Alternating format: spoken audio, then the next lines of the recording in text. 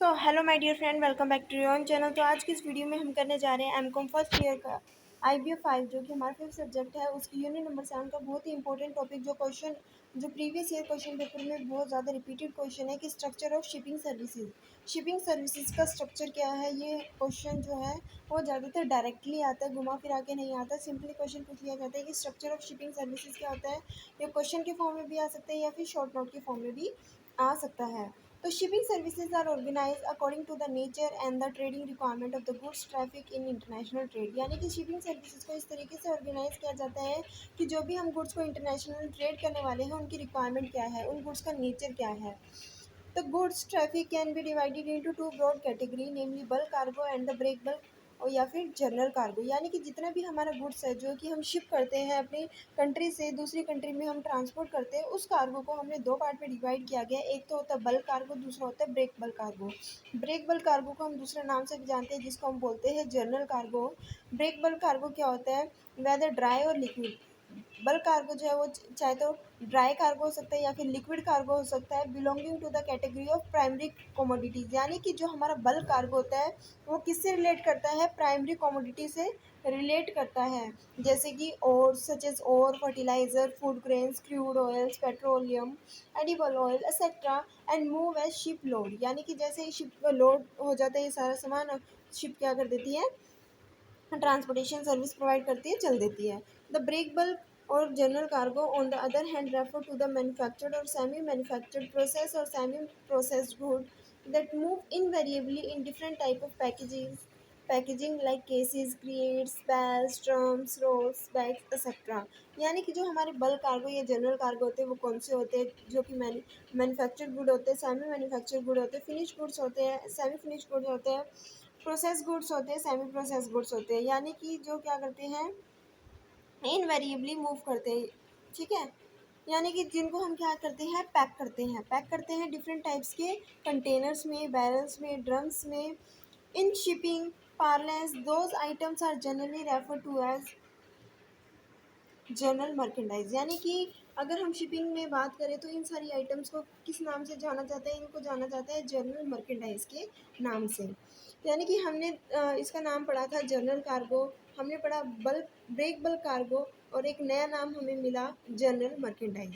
This classification of good traffic in world trade between bulk cargo and general merchandise is extremely important because of the significant difference in the nature and the marketing characteristic of these two category of cargo and consequently in their transportation requirement। यानी कि इन दोनों चीज़ों को हम extremely बहुत ही important way में समझेंगे कि हमारा बल्क कार्गो क्या होता है और ब्रेक बल्क कार्गो क्या होता है। ब्रेक बल्क कार्गो जिसको हम जनरल कार्गो या फिर जनरल मर्केंडाइज के नाम से भी जानते हैं, इन दोनों में क्या डिफरेंस है। और ये दोनों के बारे में डिफरेंटली जानना इसलिए बहुत ज़्यादा ज़रूरी है क्योंकि इनको ट्रांसपोर्ट करने के लिए हमें डिफरेंट ट्रांसपोर्टेशन की रिक्वायरमेंट होती है, क्योंकि इनका नेचर अलग है, इनके मार्केटिंग करेक्टरिस्टिक अलग होने की वजह से ट्रांसपोर्टेशन रिक्वायरमेंट भी डिफरेंट है।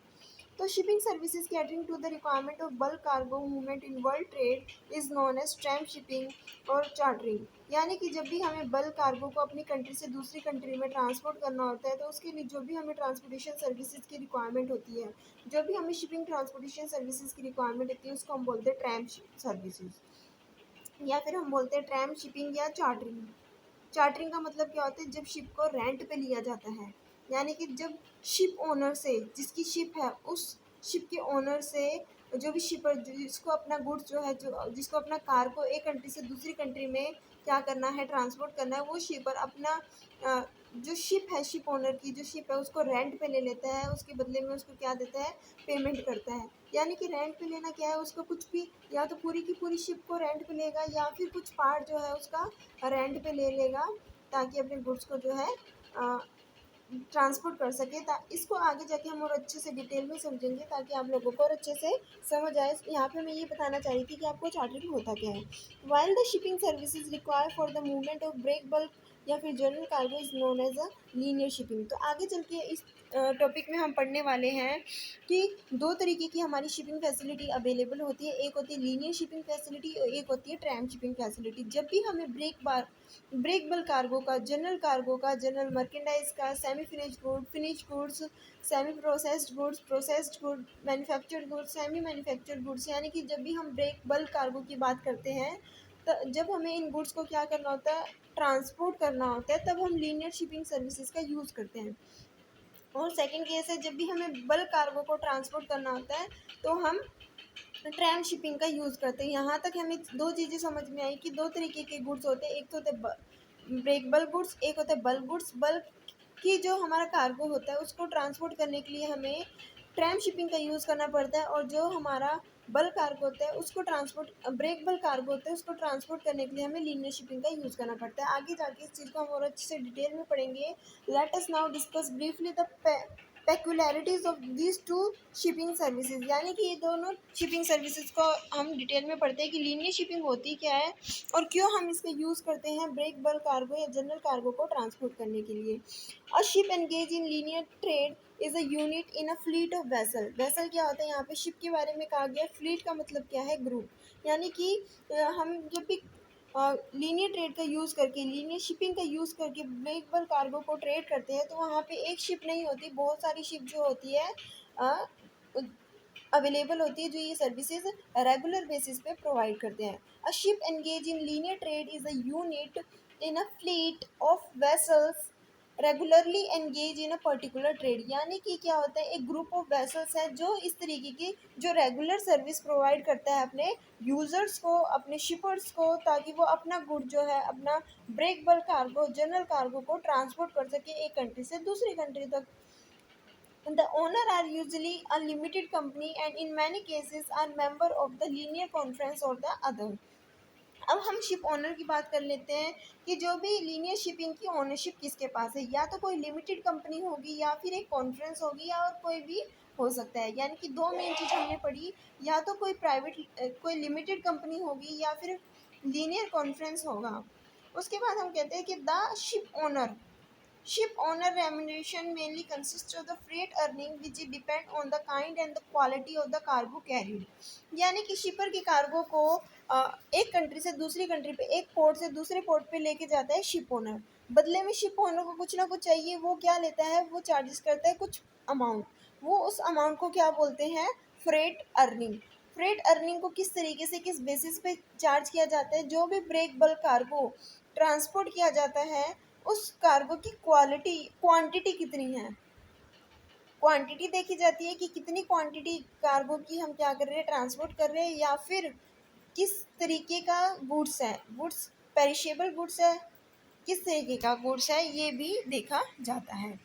उसके बाद है all running expenses are paid by the ship owner who appoint the master and supply the crew। यानी कि इस केस में जो शिप ओनर है, जो शिप ओनर है, जितना भी एक्सपेंस आएगा उस शिप को चलाने के लिए, रनिंग एक्सपेंसेस, ऑपरेटिंग एक्सपेंस, जितना एक्सपेंस आएगा वो सारा एक्सपेंस कौन पे करेगा, शिप ओनर पे करेगा। क्या वो अपनी जेब से पे करेगा? शिप ओनर जो एक्सपेंस आता है, रनिंग एक्सपेंस आता है, ऑपरेटिंग एक्सपेंस आता है, वो एक बार तो अपने पास से पे करता है, लेकिन वो चार्ज कहाँ से करता है, शिपर से चार्ज करता है जो अपने गुड्स को ट्रांसपोर्ट कर रहा है दूसरी कंट्री में।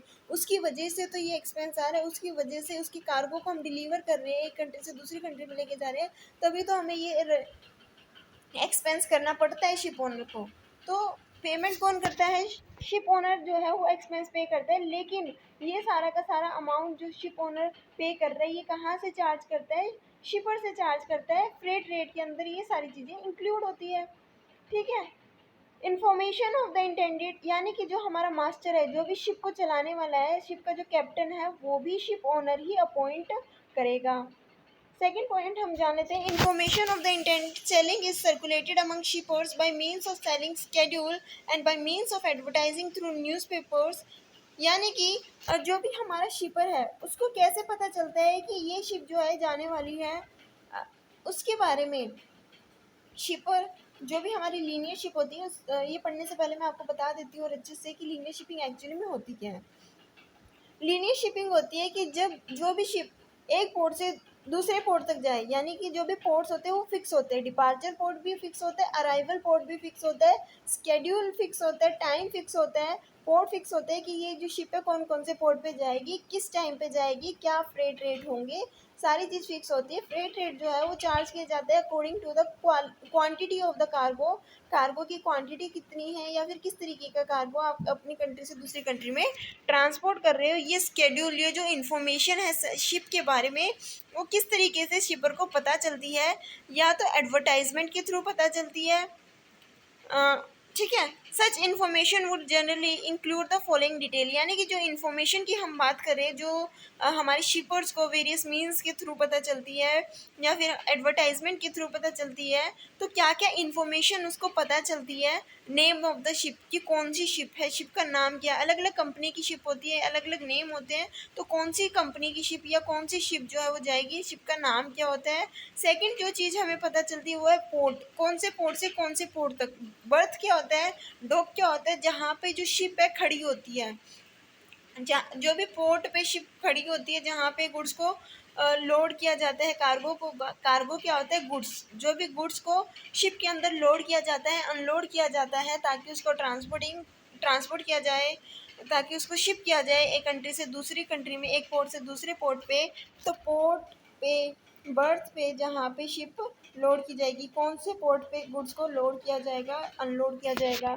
The date when she will be ready to receive cargo, कौन सी डेट को जो शिप है वो कार्गो को रिसीव करेगी, क्योंकि ये तो नहीं है कि आज शिप जा रही है तो उसी दिन कार्गो को रिसीव करेगी, टाइम लगता है कार्गो को भी लोड करने में।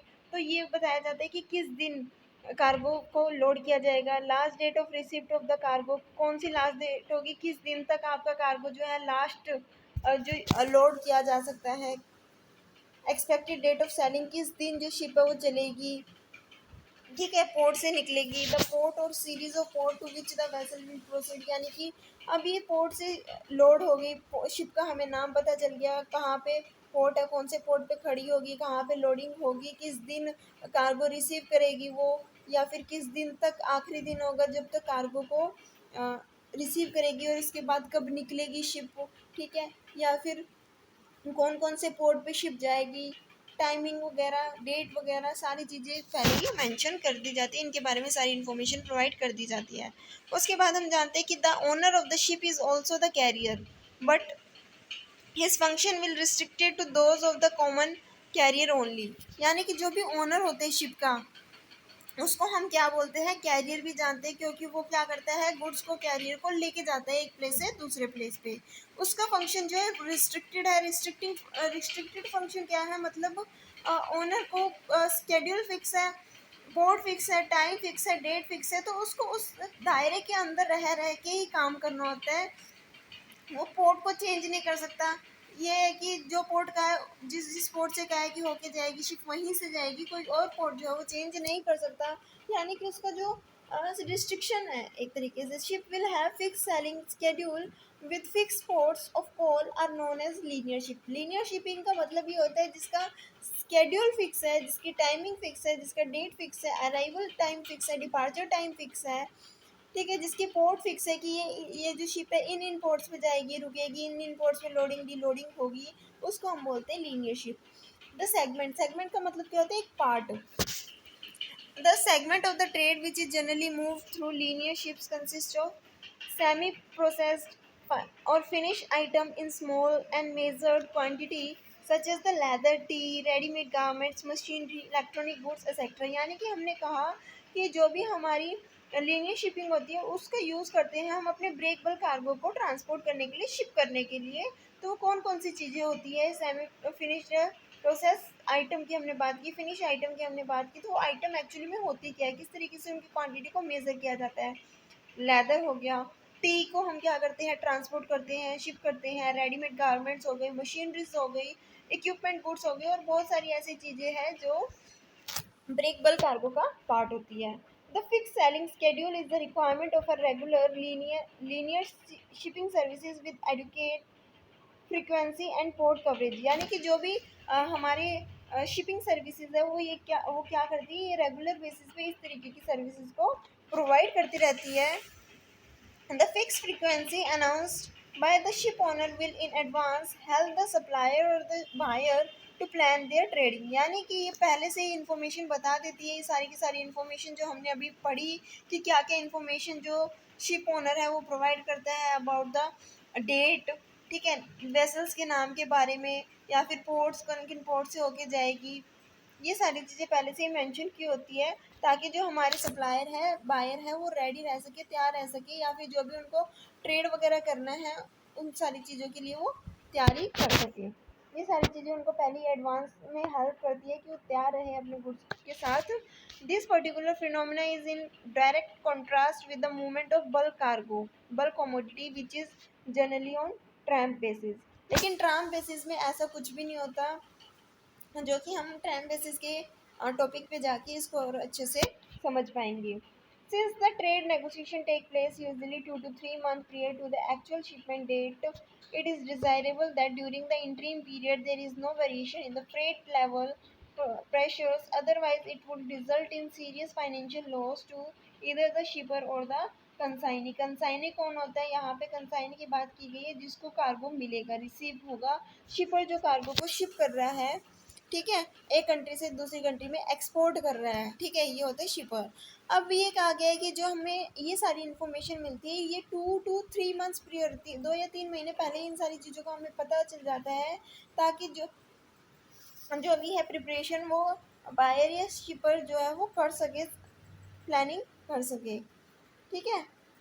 यानी कि जो इनके बीच का टाइम होता है उसमें कोई भी वेरिएशंस ना आए, फ्रेट लेवल में कोई चेंजेस ना आए। अगर ऐसा होता है हमारा जो फ्रेट रेट है वो चेंजेस करते हैं तो इससे क्या होगा, फाइनेंशियली लॉस होगा, या तो शिपर को होगा या फिर कंसाइनी का होगा। क्योंकि अगर प्राइस ही ज़्यादा हो गए, उनके ट्रांसपोर्टेशन कॉस्ट ज़्यादा आएगी। ट्रांसपोर्टेशन कॉस्ट को ज़्यादा आने का मतलब क्या है कि जो भी हमने गुड्स को एक्सपोर्ट किया है तो वो जो कॉस्ट है, जो भी गुड्स है वो सारी की सारी कॉस्ट जो है वो ट्रांसपोर्टेशन कॉस्ट उस गुड्स में इन्वॉल्व होती है।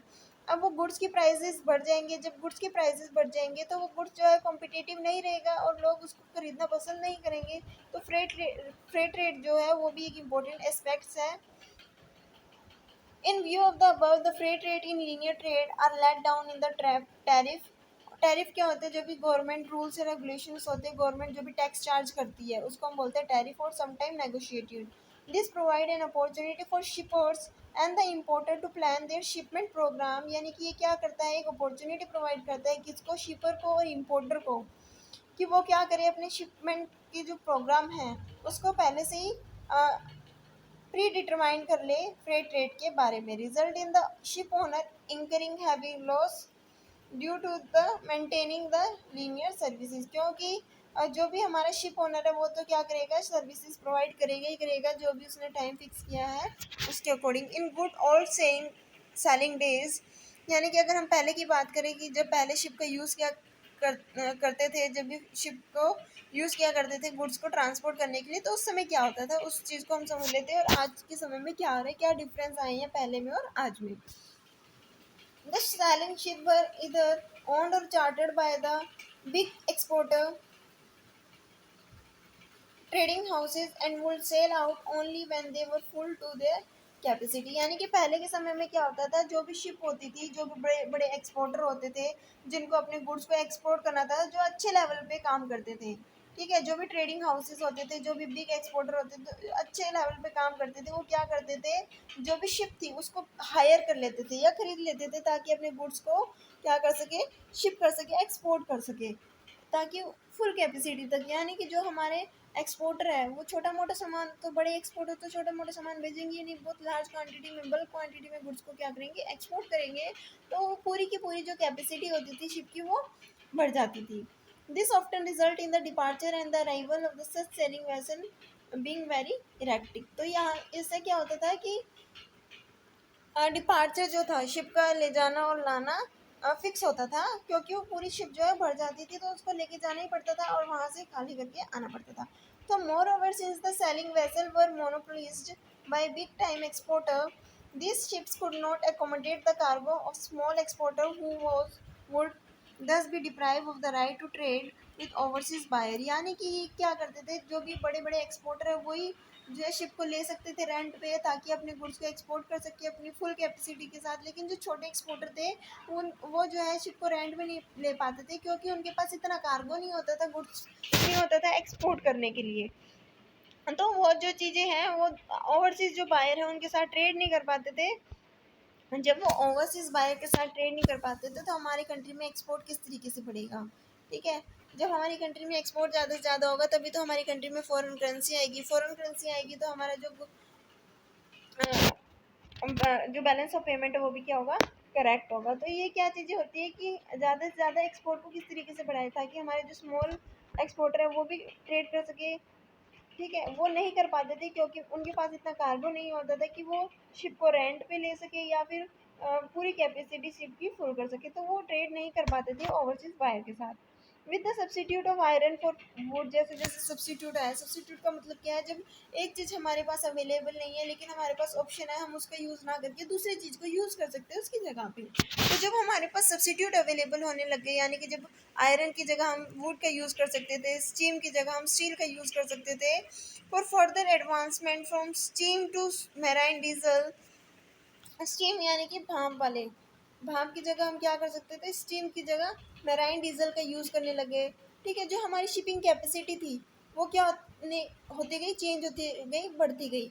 The shipping capacity become enormous which made is possible for any exporter to fill the complete ship, यानी कि जब हमारी शिपिंग कैपेसिटी और अच्छी होने लग गई, ठीक है, जो हमारी शिपिंग सर्विसेज थी वो और अच्छी होने लग गई, तो क्या होने लग गया, जो एक्सपोर्टर थे वो क्या करते थे, पूरी शिप को फिलअप कर देते थे।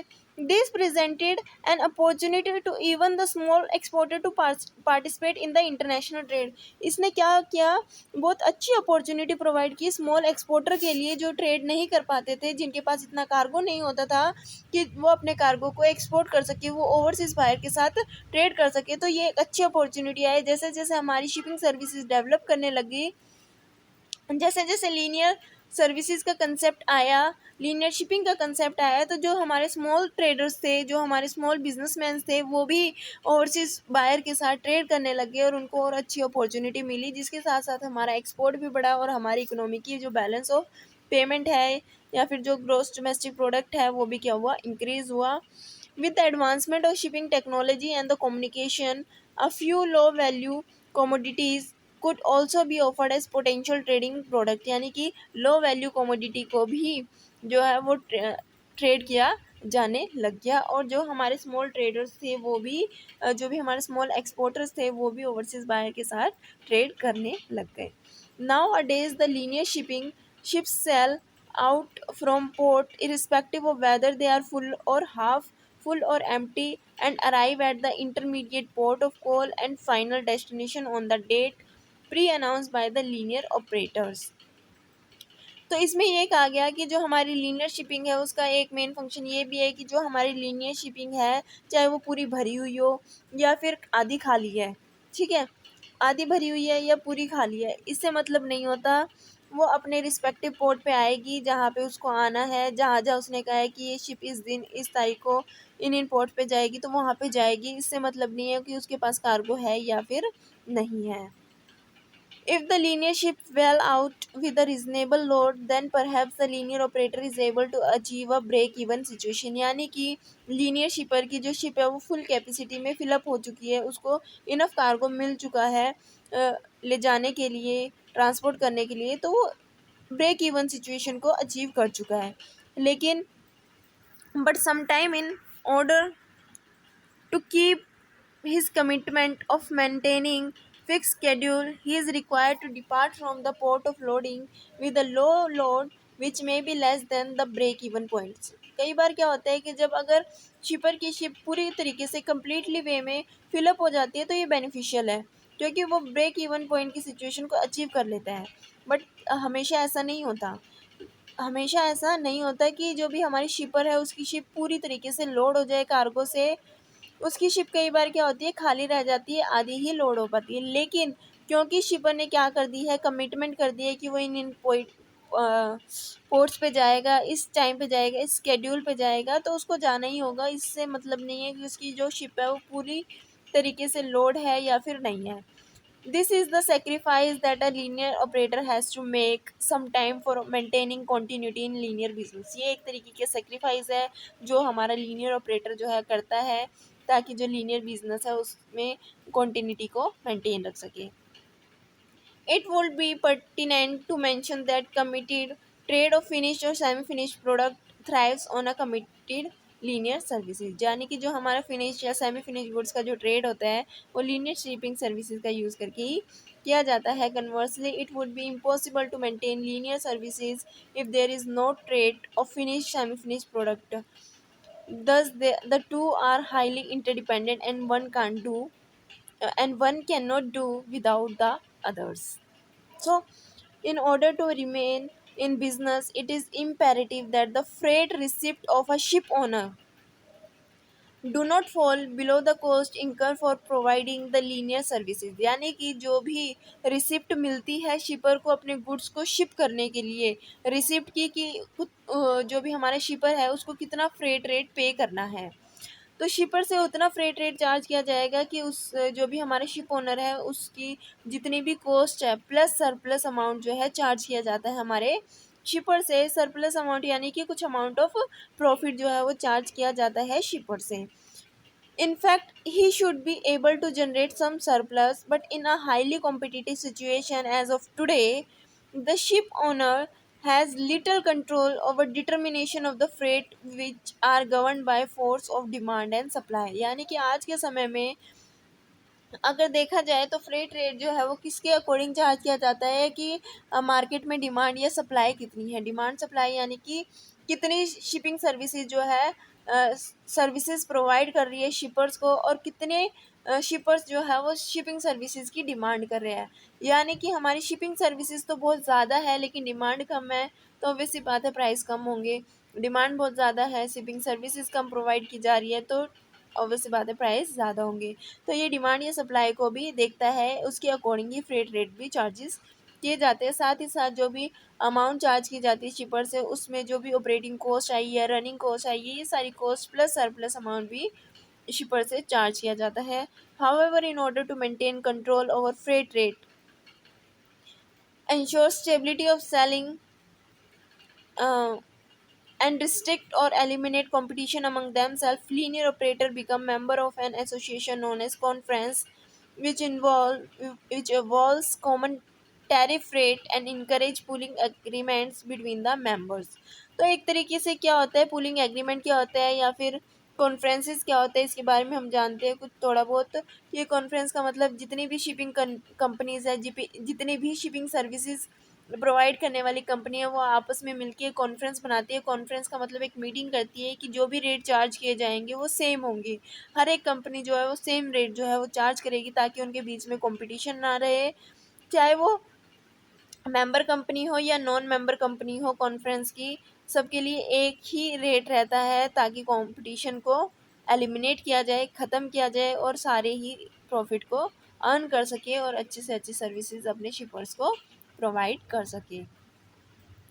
इसके बारे में आप और अच्छे से जानना चाहते हो तो आप लीनियर फ्रेट प्रैक्टिस की और कॉन्फ्रेंस सिस्टम के बारे में अगर और अच्छे से जानना चाहते हो कि लीनियर फ्रेट प्रैक्टिस और कॉन्फ्रेंस सिस्टम क्या होता है, तो यूनिट नंबर 11 में इसके बारे में और अच्छे से एक्सप्लेन किया गया है। आप जाके मेरी वो वीडियो देख सकते हो जिसमें मैंने अच्छे से बताया है कि लीनियर फ्रेट प्रैक्टिस और कॉन्फ्रेंस सिस्टम क्या होता है। अब जानते हैं सिलेक्शन ऑफ लीनियर वेसल, यानी कि लीनियर वेसल को हमें किस तरीके से सेलेक्ट करना चाहिए। हमें मतलब शिपर को, जो भी शिपर गुड्स को शिप कर रहा है तो उसको बहुत सारी कंपनीज़ हैं जो शिपिंग सर्विसेज प्रोवाइड कर रही है। कौन सी कंपनीज़ को कौन सी लीनियर वेसल्स को उसको सेलेक्ट करना चाहिए। लीनियर वेसल का मतलब शिप, कौन सी शिप को उसको सेलेक्ट करना चाहिए ताकि वो अच्छे से अच्छे सर्विसेज को ले सके। सो फर्स्ट चीज़ है कौन कौन से फैक्टर उसको ध्यान में रखने चाहिए शिपर को। फर्स्ट है regularity of selling. Regularity of selling का मतलब कि कितनी रेगुलरली वो शिपिंग सर्विसेज, वो शिपिंग कंपनी जो है वो सर्विस प्रोवाइड कर रही है। रेगुलरिटी कितनी है। Carriage on linear terms and condition, क्या टर्म्स या कंडीशंस है। Liability of the carrier operating linear vessels under Hamburg rules, Hague और विस्बाई, यानी कि क्या लाइबिलिटी है कैरियर की शिप ओनर की जो भी लीनियर वेसल्स को ऑपरेट करता है, उनकी लाइबिलिटी क्या है।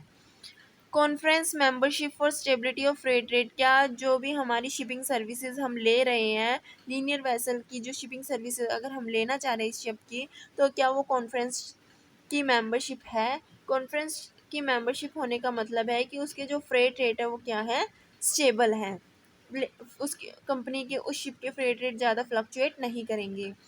Classified vessels with approved classification society, कि जो हमारी क्लासिफाइड वेसल है क्या वो किसी क्लासिफिकेशन सोसाइटी से अप्रूव नहीं है, अप्रोप्रिएशन है।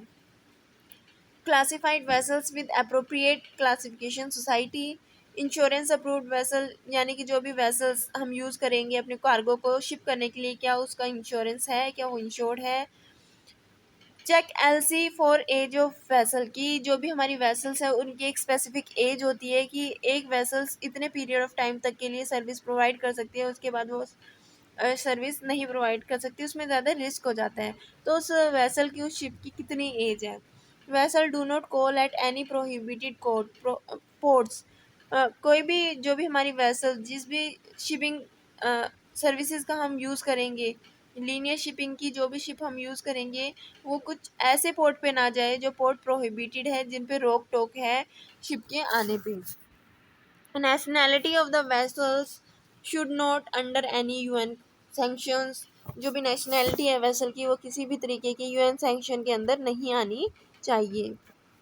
सेंसिटिविटी या perishable cargo desire facilities on vessels, यानी कि जो भी हमारे कार्गो है, ठीक है, जो भी पेरिशेबल कार्गो है, सेंसिटिव कार्गो है, उनको ज़्यादा से ज़्यादा फैसिलिटी की रिक्वायरमेंट होती है ताकि वो डैमेज ना हो जाए, प्रोटेक्टेड रहें।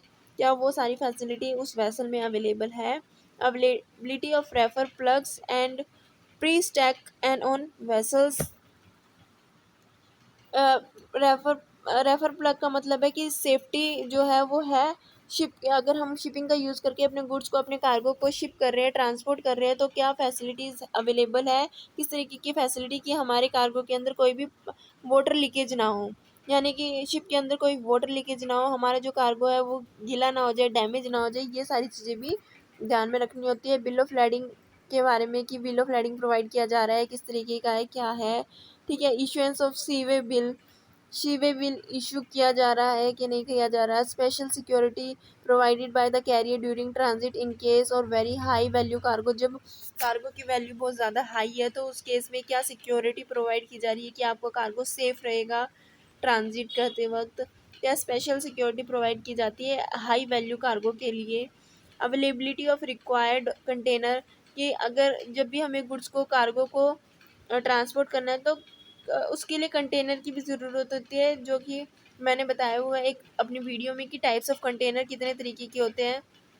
तो क्या ये सारी कंटेनर फैसिलिटी अवेलेबल है उस लीनियर शिपिंग में। कंटेनर प्रोवाइड आईएसओ एंड सी वर्दी, यानी कि जो भी कंटेनर होते हैं वो आईएसओ अप्रूव्ड होने चाहिए ताकि वो प्रॉपर फैसिलिटी प्रोवाइड कर सके। तो ये था हमारा टॉपिक जो था लीनियर शिपिंग पे बेस्ड। अब हम पढ़ेंगे कि हमारी ट्रैम शिपिंग क्या होती है, ट्रैम शिपिंग के बारे में। मूवमेंट ऑफ बल्क कार्गो, यानी कि जब भी हमें बल्क कमोडिटी को क्या करना होता है, मूव करना होता है, जैसे कि iron ore fertiliser, food grain, coal, crude oil, petroleum, LPG, यानी कि जो प्राइमरी कमोडिटी होती है, chemical etcetera, are usually offer by the shipper in ship load, यानी कि जब शिपर इन सारी चीज़ों को क्या करता है, शिप करता है, इन सारी चीज़ों के लिए को ट्रांसपोर्ट करता है, तब शिपिंग सर्विसेज की फैसिलिटी को अवेल करता है कौन, शिपर, ठीक है। ये सारी चीज़ें जो हमारी बल्क कार्गो, बल्क कमोडिटी होती है वो किसके अंदर आती है, प्राइमरी कमोडिटीज़ के अंदर आती है। Hence they would like to hire or charter a part of the vessel or the full vessels to meet their exclusive requirement, जब भी एक शिपर को अपने इन तरीके के बल्क कार्गो को क्या करना होता है, शिप करना होता है, ट्रांसपोर्ट करना होता है, तो वो एक सर्विसेज को अवेल करता है, क्या करता है, या तो जो भी शिप है उसको हायर करता है, या तो पूरी की पूरी वेसल को, पूरी की पूरी शिप को हायर करेगा, या उस वेसल का कोई एक पार्ट हायर करेगा जिसमें उसका पूरा कार्गो क्या कर हो जाए, लोड हो जाए। और जो रिमेनिंग जो पोर्शन होता है, अगर हमारे शिपर ने वो पूरी की पूरी वेसल को हायर किया, रेंट पे लिया, तो पूरा का पूरा जो अमाउंट है वो कौन पे करेगा, शिपर पे करेगा। अगर शिपर ने आधी शिप को रेंट पे लिया है, तो जो हमारा शिप ओनर है वो जो रिमेनिंग पार्ट है वो किसी और शिपर को जो है वो रेंट पे दे सकता है, लेकिन दोनों शिपर के लिए अलग अलग एग्रीमेंट बनेगा अकॉर्डिंग टू देयर कमोडिटीज। ठीक है, इस चीज़ के बारे में अगर आप और अच्छे से समझना चाहते हो तो इसकी एक स्पेसिफिक यूनिट है जहाँ पे ट्रांसशिपिंग के बारे में और अच्छे से समझाया है, वहाँ पे जाके आप समझ सकते हो। ठीक है, इसमें सिर्फ ये बताया कि बल्क कमोडिटी के लिए हम ट्रांसशिपिंग का क्यों यूज़ करते हैं। To suit the shipper's requirement, a ship owner usually offer specialized carrier. To suit the shipper's requirement, a ship owner usually offers special carrier for transportation of various commodities को transport करने के लिए जो हमारा ship owner है वो बहुत सारी स्पेसिफिक कैरियर्स को प्रोवाइड करता है हमारे शिपर को। These ships operate on the principle of tramping and move from one place to another as per requirement of the trade। यानी कि ये जो शिप है वो किस तरीके से मूव करती है, इसका कोई फिक्स शेड्यूल नहीं होता, फिक्स टाइम पीरियड नहीं होता, फिक्स पोर्ट नहीं होते, यानी कि जो भी रिक्वायरमेंट होती है शिपर की उस रिक्वायरमेंट के अकॉर्डिंग ही एक प्लेस से दूसरी प्लेस पे जाता है। Their freight rate are freely negotiated between the shipper, charterer and the ship owner and are solely guided by the force of demand and supply for such ships। यानी कि इसमें ये कहा गया कि इस शिप के अंदर जो भी हमारा फ्रेट रेट है वो किस के अकॉर्डिंग जो है वो चार्ज किया जाता है। इसमें ये नहीं देखा जाता है कि क्वांटिटी कितनी है, इसमें ये देखा जाता है कि आपने कितनी लंबी जर्नी को कंप्लीट करना है, कितना टाइम लगेगा, या फिर जो भी हमारा शिप ओनर होता है या फिर जो हमारे शिपर होते हैं इन दोनों के बीच में एक एग्रीमेंट होता है, उसमें वो नेगोशिएट करते हैं, प्राइस डिसाइड करते हैं कि क्या प्राइस होगा, या फिर जो भी हमारी डिमांड या सप्लाई है कि ट्रैम सर्विसेज है, जो ट्रैम सर्विसेज कंपनी प्रोवाइड कर रही है उनकी कितनी डिमांड है और कितनी सप्लाई है, उसके अकॉर्डिंग भी जो है वो प्राइजेस चार्ज किए जाते हैं।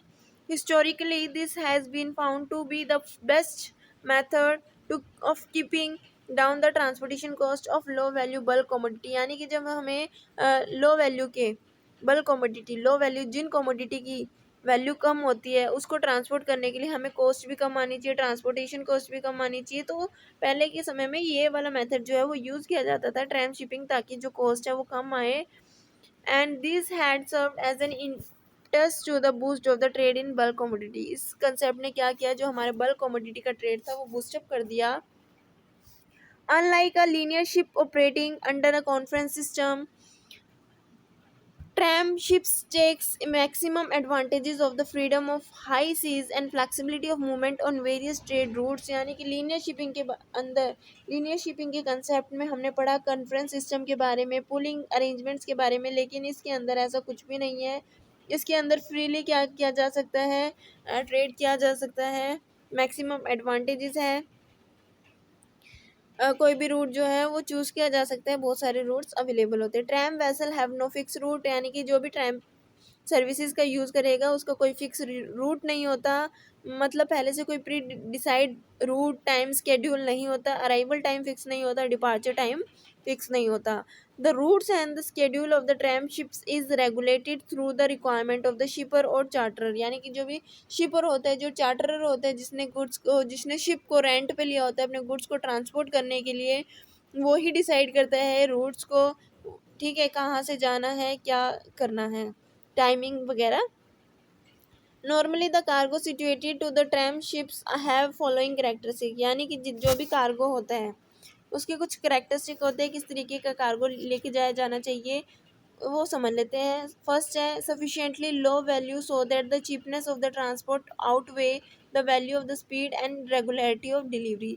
यानी कि जो भी हम कार्गो डिलीवर कर रहे हैं, जो भी हम कार्गो एक्सपोर्ट कर रहे हैं वो लो वैल्यू के कार्गो होते हैं, उस केस में हम ट्रैम शिपिंग का यूज़ करते हैं ताकि जो कॉस्ट है, शिपिंग कॉस्ट है वो कम आए और रेगुलरली हम अपना जो भी कार्गो है वो डिलीवर करते रहे, ताकि हमें इन्वेंट्री ना मेंटेन रखनी पड़े, ताकि हमें वेयर हाउसिंग कॉस्ट या इन्वेंट्री कॉस्ट ज़्यादा ना आए, और साथ ही साथ हमारी ट्रांसपोर्टेशन कॉस्ट भी कम आए जब हमारे पास लो वैल्यू गुड्स होते हैं, ताकि स्पीडीली जो हमारा गुड्स है वो पहुंच जाए।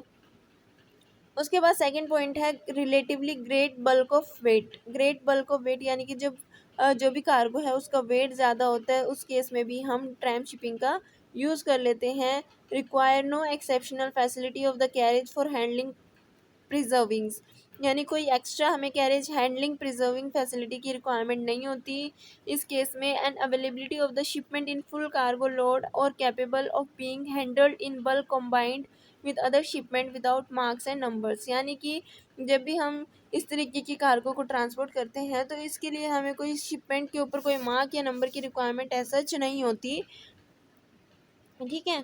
उसके बाद है tramp ship loadability is often subject to seasonal or periodic variation, यानी कि जो भी हम ट्रैम शिपिंग का यूज़ करते हैं रेगुलर बेसिस पे तो करते हैं कुछ लोग, लेकिन इसका पीरियोडिक और सीजनल वेरिएशन में भी चेंजेस आते हैं। कई लोग जो है इसकी डिमांड पीरियोडिक वाइज करते हैं, सीजन वाइज करते हैं, जिसकी वजह से डिमांड बहुत ज़्यादा हो जाती है सीजन्स में पीरियड, ठीक है।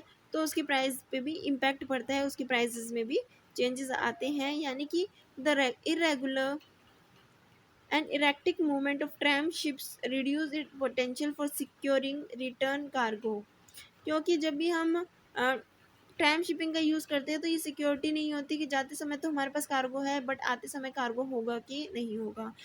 इस चैप्टर में इतना ही था। अगर आपको इस चीज़ के बारे में ट्रैम शिपिंग सर्विसेज और लीनियर शिपिंग सर्विसेज के बारे में और अच्छे से डिटेल में जानकारी लेनी है, इसके बारे में और अच्छे से जानना है, तो आप यूनिट नंबर 11-12 को जाके पढ़ सकते हैं, देख सकते हैं। यूनिट नंबर 12 में आपको पता चलेगा कि ट्रैम शिपिंग क्या होते हैं और यूनिट नंबर 11 में आपको पता चलेगा लीनियर शिपिंग के बारे में। यहाँ पे सिर्फ एक ओवरव्यू था, डिटेल में आप पढ़ना चाहते हो तो वहाँ पे जाके देख सकते हो। और इस वीडियो में इतना ही। आई होप कि आपको ये वीडियो अच्छी लगी है। ये वीडियो में जो भी टॉपिक मैंने आपको समझाया स्ट्रक्चर ऑफ शिपिंग सर्विसेज का वो आपको अच्छे से समझ आया है। अगर कोई भी डाउट है तो आप कमेंट बॉक्स में कमेंट कर सकते हैं। आई होप कि आपको ये वीडियो अच्छी लगी है। इस वीडियो को लाइक शेयर और सब्सक्राइब करना मत भूलिएगा। And thanks for watching.